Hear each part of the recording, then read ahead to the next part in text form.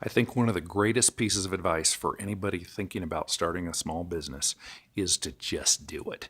And what I mean is that if you wait too long and you look for funding and you look for this and that and you get all the government permits in order and you do everything as business school might tell you to, I think you're going to be way better off if you just jump on it, make a bunch of mistakes, get it done. And this is why one of my biggest pieces of advice to anybody interested in being an entrepreneur is to fail a few businesses. Start small.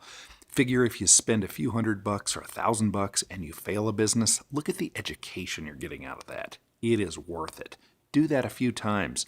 Don't do your big, huge, best business idea, but think of something you might want to start up. What could your town use? And then just try it. Think about a mobile service of going around to people's houses and getting one of their, some of their items that they would otherwise sell at a yard sale, and then you get a 30% commission and you sell it on eBay. That's a business that people have done versions of that, and they're all over. You're never going to get super, super rich in this. However, it is well worth doing. Go out, try it. You're going to all of a sudden find out that the cops are going to come and hassle you for soliciting, that you can't go to door. Well, there's a regulation. Then they're going to ask you where your business license is.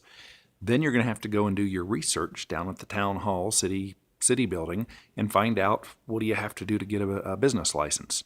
And then you're going to find out you probably need a business address. And then when you try to list the business address where you live, due to the prevalence of Agenda 21 rules, you're going to discover that your area is probably not zoned for business. If it is zoned for business as far as the county goes and as far as the city goes, you're going to have to check with your homeowners association. Can you run a business from your house? Is that allowed? And then you're all of a sudden going to realize, hey, wait a minute, if I make money on this, do I have to pay sales tax? Does the person who I'm selling for, do they have to pay sales tax? Do I have to list them as an independent contractor? Are they a contractor or am I the contractor? Who has to fill out which forms? What's this about this $600 barrier line that I don't have to fill out a tax forms if it's under 600? And is that with just one client? How does all this work?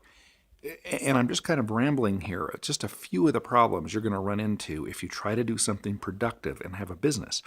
So once you've done this a few times, it gets easier. You learn which rules that you're going to play along with, which ones you circumvent, and what it is you need to do to get stuff done and make a profit.